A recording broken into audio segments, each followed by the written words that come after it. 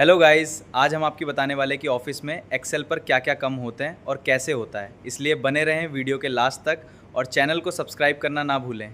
Welcome to Computer Foundation Stage. Advance your education. ध्यान देते हैं कंप्यूटर स्क्रीन पे और यहाँ पे शुरुआत करते हैं सबसे पहले प्रैक्टिकल से, जो कि है डेटा विद यूनिट। अभी नॉर्मली स्क्रीन पे आप ध्यान दे रहे हो कि मैंने प्रोडक्ट की यहाँ पे लिस्ट बना रखी है, जैसे कि Nataraj pencil, project book, eraser, register notebook and Nataraj sharpener. यहाँ पे आपको रुपीस का सिंबल आ रहा है और यहाँ पे 45 पैकेट, 30 पीसेस, 20 पैकेट, 10 पीसेस वगैरह वगैरह ये चीज आ रही है। अब देखो, देखने में बहुत ही सिंपल चीज लग रही होगी, आप सोच रहे होंगे कि यार इसमें क्या बिग डील है, ये तो बड़ा ही आसान है। मैं यहाँ पे एक पॉइंट समझाने की कोशिश करता हूँ आपको, ठीक है। इस चीज को ध्यान से समझना। जैसे मान लो कि यहाँ पे मैं एक प्रोडक्ट लिस्ट करता हूँ, ठीक है। मैंने यहाँ पे एक प्रोडक्ट लिखा कि अप्सरा पेंसिल, हमने प्रोडक्ट लिखा, ठीक है। और मैं यहाँ पे इसका प्राइस डालता हूँ कि ये जो इसका पैकेट का प्राइस है वो है 85 रुपीज का।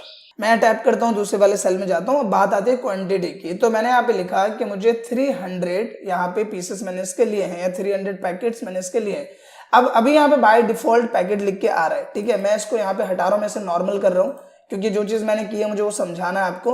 तो फिलहाल मैं इसे नॉर्मल कर रहा हूँ और इसे भी मैं सेलेक्ट करके यहाँ पे जाके कर देता हूँ नॉर्मल, ठीक है। अब ये नॉर्मल है।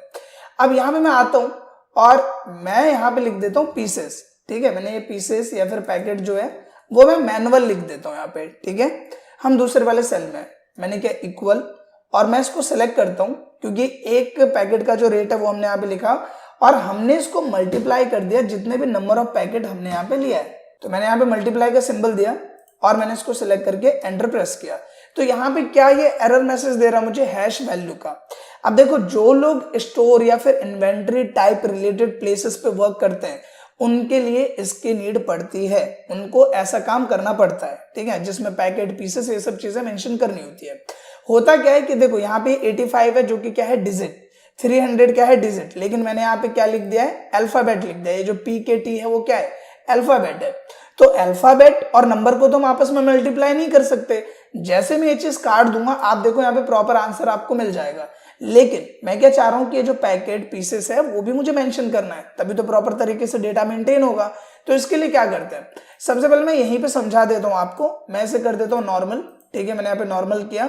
जो पुराने स्टूडेंट्स हैं उनको ये चीज जरूर पता होगी, लेकिन इसमें भी कुछ नया उनको सीखने को मिलने वाला है। सो पेशेंस जरूर रखना आप। और मैं इसको कर देता हूँ फिलहाल के लिए नॉर्मल। तो मैं नॉर्मली क्या करूंगा, मैं इसको सेलेक्ट करता हूँ। सेलेक्ट करने के बाद आपको कीबोर्ड से एक शॉर्टकट प्रेस करना है, जो कि है Ctrl+1। जैसे आप Ctrl+1 प्रेस करते हो, यहाँ पे फॉर्मेट सेल का ऑप्शन आ जाता है, जिसमें आपको कस्टम में जाना है और यहाँ पर ये जो जनरल लिखा है इसको आपको कट करना है, ठीक है। सबसे पहले हम यहाँ पे क्या देंगे, हम लिखेंगे हैश। हैश क्यों लिख रहा हूं मैं, जो भी वैल्यू हम लिख रहे हैं 45, 30, 20, 10 वगैरह, ये भी इसके लिए मैं दे रहा हूँ हैश, यानी कि वो वैल्यू जो भी मैं वैल्यू दे रहा हूँ। इसके साथ ही जो भी मुझे फॉर्मेट इसके साथ प्रिंट करवाना है उसको मैं डबल कोट्स के अंदर लिखूंगा। तो मैंने डबल कोट किया और मैं यहाँ पे लिख देता हूँ PKT पैकेट, ठीक है। और मैंने इसको यहाँ पे डबल कोट्स में बंद किया। आप देखो यहाँ पे सैंपल में शो कर रहा है 45 पैकेट, आपने किया ओके, ये प्रॉपर आ गया फॉर्मेट में। अब यहाँ पे एक सवाल आता है कि जरूरी नहीं कि सब कुछ पैकेट में ही हो। यहाँ पे ये भी तो हो सकता है कि जैसे प्रोजेक्ट बुक है वो पीसेस में दे रहे हो तो पैकेट में नहीं आता, जो बुक है या नोटबुक है वो पीसेस में हम दे रहे हैं। तो यहाँ पे मुझे पीसेस शो करना है, तो यहाँ पे मैं इसको सेलेक्ट करूंगा, मैं Ctrl+1 प्रेस करूंगा और ये जो PKT है, ठीक है, PKT इसको काट के हमने लिख दिया पीसेस और मैंने किया ओके। अब यहाँ पे माइंड में सवाल ये आ रहा होगा कि यार बार बार क्या मैं ऐसे ही करूंगा, नहीं, बार बार हमें ऐसे नहीं करना, हमें एक ट्रिक यूज करनी है। जैसे यहाँ पे नोटबुक है तो मैंने इसको सेलेक्ट किया, मैं इसे करूंगा Ctrl+C। क्या किया मैंने, Ctrl+C। फिर मैं यहाँ पे आऊंगा, Ctrl+Alt और V को प्रेस करूंगा और बस मुझे यहाँ फॉर्मेट पे सेलेक्ट करना है और कर देना ओके। आप देखोगे कि जो उसमें फॉर्मेट हमने अप्लाई किया वो यहाँ पे आ गया है। तो ये एक बहुत ही कॉमन एंड बहुत ही इंपॉर्टेंट चीज है जो कि एक्सेल यूजर को पता होना चाहिए। अगर वो इन्वेंट्री टाइप की जगह पे वर्क कर रहे हैं, वहां पे इसकी जरूरत पड़ती ही पड़ती है। अब दोस्तों बात करते हैं नेक्स्ट टर्म की, जो कि बहुत ही ज्यादा इंपॉर्टेंट है और इसका जो यूज है वो पर डे लगभग आपको पड़ सकता है, जो कि है प्रिंट सेक्शन। ऑलरेडी प्रिंट के ऊपर मैंने एक प्रॉपर वीडियो बनाया हुआ है, जो कि आप अगर प्लेलिस्ट में जाके देखते हैं, पेज लेआउट टैब की जो वीडियो है, इसमें सारे ऑप्शंस को मैंने बारीकी से समझाया हुआ है। बट फिर भी मैं एक छोटे टर्म में आपको इसे समझाने की और एक्सप्लेन करने की कोशिश करता हूँ। देखिए, पॉइंट समझना। नॉर्मली एक्सेल की जो शीट है वो बहुत ज्यादा बड़ी है, जैसे कि आप अगर इसको जूम आउट करो तो आप देखोगे कि एक्सेल की शीट बहुत बड़ी है, और आप इसे जूम इन करके देखो तो यहाँ पे हमने एक छोटा सा डेटा प्रिपेयर किया हुआ है जो कि हमारा एक पेज में आ रहा है। लेकिन अगर इसी डेटा को मैं ऐसे सेलेक्ट करूं, मैंने इसको किया कॉपी, ठीक है, फिर मैं यहाँ पे आता हूं, मैंने किया पेस्ट, और फिर मैं नीचे आता हूं, फिर मैं यहाँ पे कर देता हूं पेस्ट, एक बार और पेस्ट कर देते हैं। अब यहाँ पे पॉइंट क्या आता है कि जो आपका डेटा है वो लंबाई में काफी ज्यादा बढ़ गया है। जब आप किसी को हार्ड कॉपी में डेटा दोगे तो वो किस में दोगे, A4 शीट में। तो A4 शीट में तो इतना लंबा डेटा नहीं आ पाएगा। हम एक बार चेक कर लेते हैं, हम यहाँ पे आते हैं फाइल में, और यहाँ पे हम सिंपली प्रिंट पे क्लिक करते हैं। जब मैं प्रिंट पे क्लिक करता हूं तो यहाँ मुझे डेमो दिखा रहा है कि एक पेज में आपका इतना डेटा आ रखा है, और आप जब अगले पेज में जाते हो तो उसमें इतना डेटा आ रहा है। ठीक है, पॉइंट समझ में आ रहा है। तो यहाँ पे क्या है कि जो प्रिंट के ऑप्शंस है उनके बारे में आपको पता होना चाहिए, नहीं तो उसकी प्रैक्टिस आपकी होनी चाहिए। एग्जाम्पल के लिए अभी ये डेटा बाहर जा रहा है, यहाँ पे देखो क्या ऑप्शन है, स्केल टू फिट का। इसमें क्या होगा, इसमें ये होगा कि मैंने बोला जो इसकी हाइट बाहर निकल रही है इसको एक ही पेज में हमें लिमिटेड करना है कि ये जो हाइट है, भले ही आप जो मैटर है वो थोड़ा छोटा कर दो, लेकिन आप क्या करो कि इसको एक पेज में मुझे प्रिंट करना है। तो मैं यहाँ पे एक पेज पे क्लिक करता हूँ। अब एक पेज पे मैं जैसे ही क्लिक करता हूँ तो यहाँ पे स्केलिंग क्या है, 72% हो गई है। तो अब हम दोबारा चेक करते हैं, हम फाइल में जाते हैं, हमने प्रिंट पे क्लिक किया। अब जब मैं प्रिंट पे क्लिक करता हूं तो देखो जो मैटर है वो थोड़ा सा यहाँ पे छोटा हो गया है, लेकिन जो हमारा डेटा है वो एक ही पेज में यहाँ पे आ गया है। तो प्रिंट जो है वो बहुत ही इंपॉर्टेंट टर्म है, और मेरी राय ये है आपके लिए कि पेज सेटअप यानी कि जो प्रिंट सेक्शन है उससे रिलेटेड मैंने एक प्रॉपर वीडियो बनाया हुआ है जिसमें काफी सारे एग्जांपल्स है, जिसमें प्रिंट टाइटल्स का क्या यूज है, या फिर मैं बात करूं प्रिंट एरिया का क्या यूज है, मार्जिन ओरिएंटेशन का क्या यूज है, वो आपको जरूर देखना चाहिए। प्लेलिस्ट में आप प्लीज चेक करें पेज लेआउट टैब, तो उसमें पेज सेटअप और पेज लेआउट को मैंने अच्छे से समझा हुआ है जो कि बहुत ज्यादा इंपॉर्टेंट है। साथ ही यहाँ पे एक और टर्म, अभी यहाँ पे आप डेटा को देख रहे होंगे, जो फ्रेश एक्सेल यूजर होते हैं उनके माइंड में क्या होता है कि यार यहाँ पे तो डेटा बिल्कुल ब्लॉक में दिख रहा है, राजेश वो एक सेल के अंदर है तो यहाँ पे ब्लॉकिंग दिख रही है ना, आपको ऐसा लग रहा है ये बॉर्डर है प्रॉपर।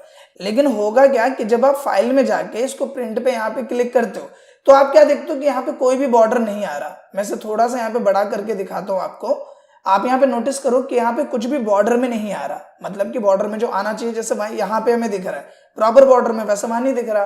तो आपको क्या करना है, यहाँ पे देखो ऑप्शन है ग्रिड लाइन का, यहाँ पे मैं चाह रहा हूं कि जब ये प्रिंट हो तब भी ये ग्रिड लाइन शो हो। तो अब मैं यहाँ पे फाइल में जाऊंगा और मैं प्रिंट पे क्लिक करूंगा, तो अब आप देखो कि यहाँ पे ग्रिड लाइन शो हो रही है। कई बार क्या होता है कि एक्सेल शीट हमें भेजनी है ताकि समझने में या समझाने में आसानी हो, तो ये जो ABCD 1 2 3 है इसे भी हम प्रिंट कराना चाहते हैं। तो यहाँ हेडिंग सेक्शन में आपको प्रिंट ऑप्शन यहाँ पे नजर आएगा। जब आप यहाँ पे करने के बाद फिर फाइल में जाके इसे प्रिंट पे क्लिक करते हैं, या फिर शॉर्टकट में आप कंट्रोल F2 प्रिंट प्रीव्यू भी कर सकते हो। तो इस तरीके से आपको प्रॉपर ABCD 1 2 3 फॉर्मेट प्लस में ग्रिड लाइन ये सब कुछ यहाँ पे आ जाता है। तो ये कॉमन चीज है, लेकिन बहुत सारे लोग को नहीं पता होता, और प्रिंट के जो ऑप्शन है वो तो आपको जरूर पता होना चाहिए। बात करते हैं तीसरे टर्म की कि एक्सेल में आपको और क्या काम पड़ सकता है। देखो, अगर आप कहीं पे भी एक्सेल में काम करने जा रहे हो तो जरूरी तो है नहीं कि आपको पहले से ही पता है कि उसमें क्या डेटा इंसर्ट करना है, नहीं करना। ये होगा कि वहां पे आपको डेटा दिया जाएगा या तो हार्ड कॉपी में, मतलब कि हार्ड कॉपी दे दी आपको और बोला कि भाई ये जो डेटा है इसको आपको देख देख के टाइप करना है, ठीक है। या फिर उन्होंने बोला हमारी वेबसाइट है वहां से आपको डेटा लेके आना है, या फिर ये होगा कि आपके पास PDF है उसमें से डेटा आपको एक्सेल में लेके आना है। तो वो सब चीजें आप कैसे करोगे। देखो, जब आप आते हो यहाँ पे डेटा टैब में, तो यहाँ पे एक ऑप्शन होता है गेट एंड ट्रांसफॉर्म डेटा का। इसमें जब आप इस गेट एंड डेटा पे क्लिक करते हो तो ये आपसे पूछता है कि अगर आप बाहर से डेटा लेके आ रहे हो तो डेटा किस तरीके का है। क्या आप किसी फाइल का डेटा ला रहे हो, जैसे ऑलरेडी वो एक्सेल फाइल है उसका डेटा चाहिए, या फिर नोटपैड पे, या फिर कोमा सेपरेटेड वैल्यू टाइप में वो डेटा है वैसे में चाहिए, या फिर PDF में चाहिए। तो मान लो मेरे पास PDF में कोई डेटा है, मैं इस पे क्लिक करता हूँ, ठीक है। मैंने इस पे क्लिक किया, क्लिक करने के बाद जहां पे भी मैंने PDF फाइल रखी है, लाइक मैंने डेस्कटॉप पे रखी है, मैं डेटा टैब यहाँ पे आप देख रहे हो डेटा का फोल्डर बना रखा है, और यहाँ पे मेरे पास एक स्टेटमेंट है। कई बार होता है ना कि अगर आप एज एन अकाउंटेंट वर्क कर रहे हो तो आपको क्या होगा कि PDF में डेटा दिया जाएगा जो कि बैंक स्टेटमेंट है। तो ये जैसे कि बैंक ऑफ बड़ौदा का एक स्टेटमेंट है, मैंने इसको क्लिक किया और मैं इंपोर्ट पे क्लिक कर देता हूँ। अब जैसे मैं इंपोर्ट पे क्लिक करूंगा, यहाँ पे क्या होगा कि ये पूरे के पूरे डेटा को कनेक्ट करेगा और उसमें से सारे डेटा को यहाँ पे रिट्रीव करके लेके आएगा। अब ये पूछ रहा है कि यहाँ पे काफी सारा डेटा है, आपको कौन सा डेटा लेके आना है। तो मैं यहाँ पे बोल रहा हूँ जो टेबल 1-2 यानी कि ये वाला जो डेटा है ये मुझे चाहिए। मैंने लिया और मैंने इसको लोड पे क्लिक कर दिया। अब जैसे मैं लोड पे क्लिक करूंगा, यहाँ पे आप देखोगे कि जो प्रॉपर डेटा है, ठीक है, जो प्रॉपर मेरा यहाँ पे डेटा है बैंक का, वो यहाँ पे आ गया है। मैं इसको बड़ा करके आपको शो करता हूँ थोड़ा सा, आप यहाँ पे देखो तो यहाँ पे आ गया कि इतनी तारीख को, आप चाहो तो इसे बड़ा कर सकते हो, अगर आपको कंजेस्टेड लग रहा हो तो आप इसे इस तरीके से यहाँ पे बड़ा कर सकते हैं, ठीक है। तो यहाँ पे आप देख सकते हो कि सारा का सारा डेटा मुझे शो हो रहा है कि 12 तारीख को इतना अमाउंट क्रेडिट हुआ, CR ये लिखा आ रहा है, इतना अमाउंट डेबिट हुआ ये लिख के आ रहा है। तो प्रॉपर स्टेटमेंट को मैंने एक ही बार में बड़ी आसानी से एक्सेल में इंसर्ट कर लिया। तो ये जो डेटा टैब है बहुत ही ज्यादा इंपॉर्टेंट है, और अक्सर अगर आप कहीं पे एक्सेल ऑपरेटर के तौर पे वर्क कर रहे हैं तो वहां पे आपको डेटा बाहर से लेना पड़ सकता है। भले ही वो हो सकता है कि वो टेक्स्ट टाइप डेटा हो, नोटपैड का डेटा हो, या फिर मान लो उनकी वेबसाइट है वहां से डेटा लेके आना है, या फिर मान लो कोई टेबल रेंज टाइप का डेटा है, या फिर PDF का डेटा है, किसी फाइल का डेटा है, तो वो आप बड़ी आसानी से यहाँ पे ला सकते हो। कोई बिग डील नहीं है, जैसे मैंने बताया ऐसे ही है। जैसे मुझे PDF का चाहिए था तो मैंने PDF पे क्लिक करके उस फाइल पे क्लिक कर दिया, डेटा आ गया। आपके पास टेक्स्ट टाइप फाइल है, उसको क्लिक करो, इंसर्ट कर लो। आपके पास एक्सेल की फाइल है, सेलेक्ट करो, इंसर्ट कर लो। तो है बहुत ही सिंपल, और ये चीज आपको पता होना चाहिए। तो अगर मैं बात करूं कि अगर आप as a data entry operator work कर रहे हो, एक्सेल ऑपरेटर वर्क कर रहे हो, या फिर अकाउंटेंट के तौर पे वर्क कर रहे हो, तो आपको ये चीजें आनी चाहिए। पहली चीज क्या थी कि जो यहाँ पे हमने डेटा को यहाँ पे अलग अलग यूनिट के साथ मैच किया, बहुत ही कॉमन चीज है और बहुत ही इंपॉर्टेंट चीज है, ये आपको पता होना चाहिए। दूसरा, प्रिंट से रिलेटेड आपको प्रिपेयर रहना चाहिए, क्योंकि रोज के बिहाफ पे भी अगर हम देखें तो डेटा आपको हार्ड कॉपी में देना पड़ सकता है, चाहे वो इनवॉइस हो, चाहे वो बिल हो, मेमोज हो, कुछ भी ऐसे फॉर्मेट्स हो, तो वो आपको देना पड़ सकता है। साथ ही तीसरी चीज हमने क्या देखा कि डेटा हम कहीं अलग अलग सोर्सेस से इंपोर्ट कर रहे हैं। तो ये सब चीजें जो है वो बहुत ही कॉमन है, और ये बहुत ही कॉमन टर्म है जो कि हर एक्सेल ऑपरेटर को पता होना चाहिए, और उसको इसकी जरूरत पड़ती ही पड़ती है। अब यहाँ पे बात करते हैं मेन क्वेश्चन पे कि एक्सेल में अगर आपकी प्रोफाइल डिफरेंट है, जैसे कि मान लो कि आप as a data entry operator work कर रहे हो, तो आपको क्या काम करना पड़ेगा। अगर आप as a Excel operator work कर रहे हो तो आपको क्या क्या पता होना चाहिए, क्या क्या काम आपको करना पड़ सकता है, या फिर एज एन अकाउंटेंट हो तो क्या क्या काम करना पड़ सकता है। अब यहाँ पे पॉइंट को ध्यान से समझना। सबसे पहले बात करते हैं डेटा एंट्री ऑपरेटर की। देखो, डेटा एंट्री ऑपरेटर क्या होता है। मान लो कि आपको कोई डेटा दे दिया गया, जैसे ये वाला डेटा है, बैंक स्टेटमेंट है। अब ये डेटा ऐसा है कि मैंने इजिली यहाँ पे रिट्रीव कर लिया, इजिली यहाँ पे क्या किया, मैंने इस डेटा को ले आया मैं यहाँ पे। लेकिन कई बार क्या होगा कि आपको बिल दे दिए जाएंगे, जैसे कि मान लो कि बिजली विभाग का आप देखते हो ना, बिल वगैरह आ रखा है, या फिर मान लो बैंक का जो है वो जितने भी कस्टमर्स है जिनका अकाउंट खुला हुआ है उनके फॉर्म्स है। आपको ये बोल दिया जाएगा इसमें से चीजों को छांट छांट कर लिखना है, जैसे इसमें से नाम लिखना है, इसमें से अकाउंट नंबर लिखना है, इनका मोबाइल नंबर लिखना है, एड्रेस लिखना है, मोबाइल नंबर लिखना है। तो आपको सिंपल करना क्या है, आपने देखा और एक्सेल में टाइपिंग करके उसकी एंट्री कर दी। ये सिंपल काम है डेटा एंट्री ऑपरेटर का। तो डेटा एंट्री ऑपरेटर में कोई बिग डील नहीं होती, ठीक है। तो डेटा एंट्री ऑपरेटर से रिलेटेड कोई दिक्कत लेने की जरूरत नहीं है। अगर आपको नॉर्मल एक्सेल यूज करना आता है, इट मींस आप ओके हो डेटा एंट्री ऑपरेटर की जॉब के लिए। बात करते हैं दूसरे पॉइंट की, एज ए एक्सेल ऑपरेटर। देखो, एक्सेल ऑपरेटर में क्या होता है कि अगर आप कहीं पे as a Excel operator work कर रहे हो तो आपको हल्का काम भी मिल सकता है, थोड़ा भारी काम भी मिल सकता है। हल्का काम इन द सेंस, मान लो कि आप कहीं पे वर्क कर रहे हो और वहां पे जितने लोग आ रहे हैं जा रहे हैं उनकी टाइमिंग आपको चढ़ानी है।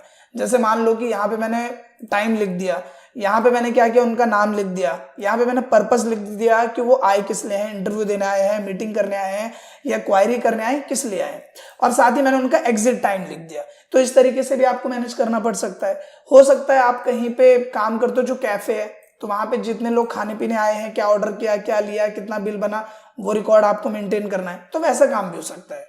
और अगर आप थोड़े बड़े लेवल पे देखो तो जहां पे आप कंपनी का डेटा मैनेज कर रहे हो कि कितना डेटा इंपोर्ट हुआ, कितना एक्सपोर्ट हुआ, इसमें हमारा इतना पैसा आ रहा है, इतना जा रहा है, उन सब चीजों का भी हिसाब किताब रखना। तो नॉर्मली उसके लिए क्या है, आपको एक्सेल की जो बेसिक चीजें हैं, जैसे कि मैं बात करूं, ये होम टैब से रिलेटेड कुछ डेटा हो गया, इंसर्ट, डिलीट, फॉर्मेट, इन सब के बारे में पता होना चाहिए। इंसर्ट के कुछ टूल्स हैं उनके बारे में आपको पता होना चाहिए, स्पेशली टेबल के बारे में। आपको डेटा वैलिडेशन आना चाहिए, इंपॉर्टेंट टर्म है ये, ठीक है। इसके साथ ही यहाँ पे फॉर्मूला सेक्शन की अगर हम बात करें तो जो बेसिक फॉर्मूला होते हैं, लाइक सम हो गया, या फिर मैं बात करूं वी लुकअप, एच लुकअप हो गया, एक्स लुकअप हो गया, जो कि आज के डेट में काफी फेमस है। साथ ही कुछ और भी फंक्शंस होते हैं, सबसे ज्यादा जो फेमस फंक्शन है वो है इफ फंक्शन। तो इन सब के बारे में आपको पता होना चाहिए। ये चीजें आपको आती है, इट मींस आप एज एक्सेल ऑपरेटर वर्क कर सकते हो। इसके साथ ही अगर आप एज एक्सेल ऑपरेटर अच्छे बेसिस पे वर्क कर रहे हो, या फिर एज अकाउंटेंट वर्क करते हो जिसमें आपको टैली और एक्सेल दोनों मैनेज करना होता है, तो आपको सैलरी शीट क्रिएट करना आनी चाहिए, आपको अटेंडेंस शीट क्रिएट करना आना चाहिए, आपको कोटेशन क्रिएट करना आना चाहिए, आपको डेटा मैनेज करना आना चाहिए। ये सब चीजें जब आप बड़े लेवल पे जहां पे आपको 20 से 30 हजार की सैलरी मिल रही है, वहां पे आपको ये सब काम तो इजीली करने आने चाहिए। इसकी जरूरत आपको मिनिमम पड़ेगी ही पड़ेगी। तो बेसिक तौर पे अगर हम एक्सेल की बात करें, एक्सेल प्रोफाइल्स की बात करें, तो उनमें आपने चीजों को देखा कि कुछ जो बेसिक चीज थी वो मैंने आपको बताई। इसके साथ अगर ऑफिस वर्क की बात करोगे, प्रोफाइल पे डिपेंड करता है। डेटा एंट्री में आपका कुछ ज्यादा काम नहीं होता, नॉर्मल एक्सेल चलाना आता है बहुत है। एक्सेल ऑपरेटर हो सिंपल तौर पे तो हल्का नॉलेज आपको होना चाहिए, बेसिक चीजों का थोड़े फॉर्मूले आने चाहिए। और अगर आप बड़े लेवल पे एक्सेल पे वर्क कर रहे हो, आप एज एन अकाउंटेंट वर्क कर रहे हो, तो salary sheet, attendance sheet, E formula, V lookup, X lookup, data manage करना, कोटेशन बनाना, ये सब चीजें आपको आनी चाहिए। आशा करता हूं दोस्तों एक्सेल ऑफिस वर्क से रिलेटेड ये जो वीडियो है वो आपको पसंद आया होगा और जो भी टर्म्स मैंने आपके साथ शेयर किए वो आपको समझ में आए होंगे। अगर ये वीडियो आपको अच्छी लगी हो तो प्लीज इस वीडियो को लाइक करें, शेयर करें, साथ ही एक छोटा सा कमेंट करके अपना फीडबैक जरूर दें। Thank you. वीडियोस बनाने हैं फिल्मोरा है ना,